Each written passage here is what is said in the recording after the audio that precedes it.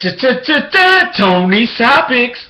What's happening, folks? My name's Tony, and welcome to Tony's Topics. So what do I want to talk about tonight? The NBA. Let's start it off with that first. Okay, looking over Sunday was a pretty predictable weekend. I mean, honestly, if you were betting on these games, you could have pretty much called it and knocked all of them out. Okay, so Golden State over the Pelicans. Yeah, that was an easy one to see. Chicago over Miami. Yeah, that was easy to see. Washington over Utah. That was easy to see. The Lakers over Minnesota, and Kobe Bryant surpasses Michael Jordan. That was easy to see, really. I mean, I'd call the Lakers. I think that team is finally waking up and realizing, hey, we're a good team. There's no reason we shouldn't get good wins. Between Nick Young, Kobe Bryant, Carlos Boozer, I mean, you have three bona fide stars right there. Then you've got Jeremy Lin, who is a great point guard, and you have Jordan Hill, I think, at the center. So you really have a good team, and you even have some good backup guys with Ed Davis, you know, starting off your bench. So I like how they've made changes in their starting roster, and I think that team is going to play a lot better because, honestly, I mean, how can you have two guys on your team that score over 20 points, but yet you're struggling to beat the bad teams? I mean, defense matters. Come on. So, who else? OKC over Phoenix, of course. Toronto over the Kings. The Knicks, I'm sorry, of course.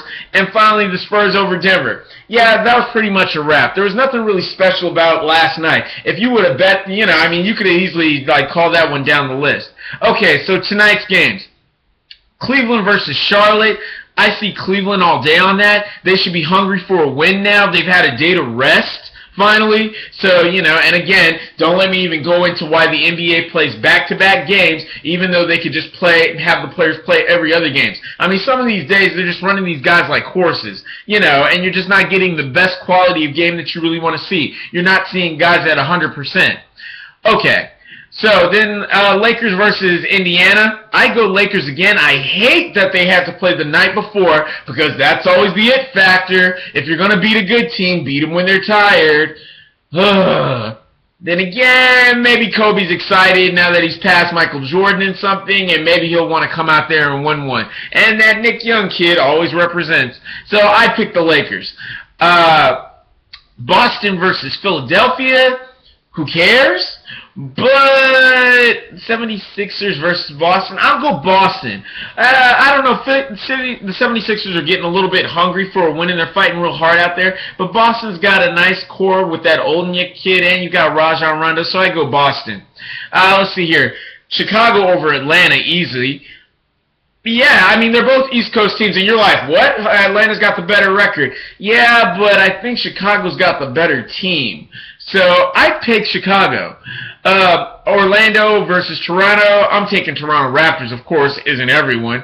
Phoenix versus Milwaukee Bucks. Phoenix. Spurs versus Portland.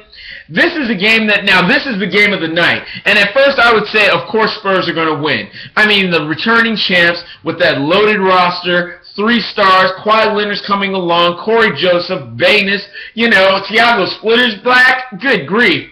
So, but I'm going to take Portland. Why? Simple, because the Spurs had to play last night, and they played a pretty close game. And Portland is too good to be played less than 100%. So sure, if the Spurs were at 100%, like they didn't have to play last night, then yes, I would take the Spurs versus Portland. But since the Spurs had to play and Portland didn't, I'd bet on Portland.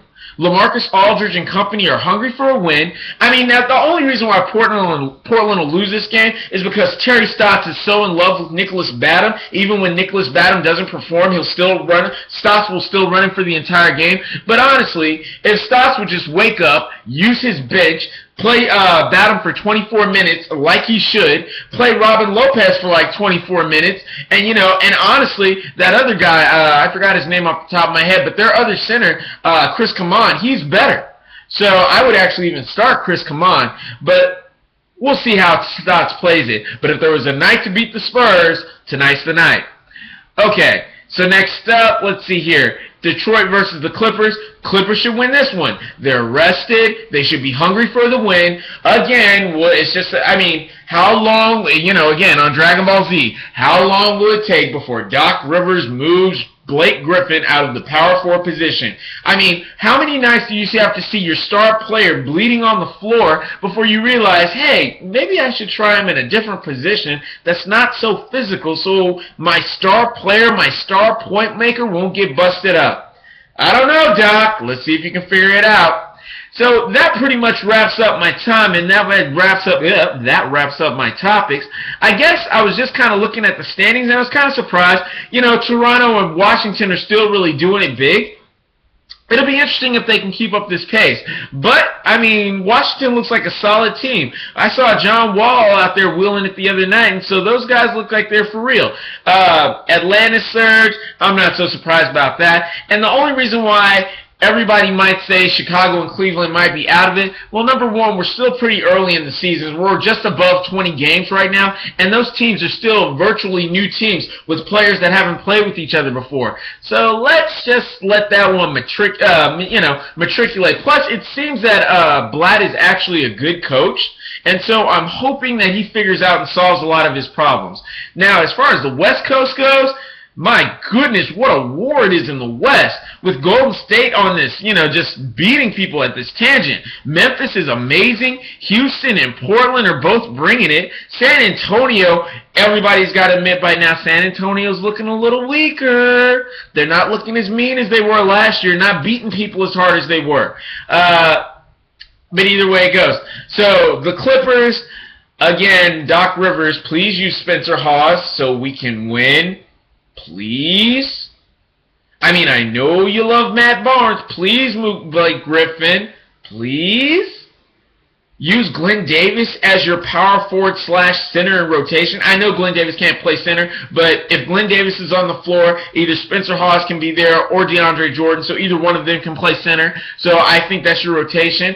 Matt Barnes, I know the shooting guard position is shown up in the Clippers land between Jamal Crawford and J.J. Redick. And, Chris Paul's got his time. And so Doc is really trying to get his boy Matt Barnes in because he loves that guy. But the bottom line is you have to save Blake Griffin. If you got to make a choice between Blake Griffin or Barnes, you take Blake Griffin. So figure it out, Doc, before your season's over. Because you're really starting to mess with the confidence of your team now. That's my time and that's my topics. Tony's Topics.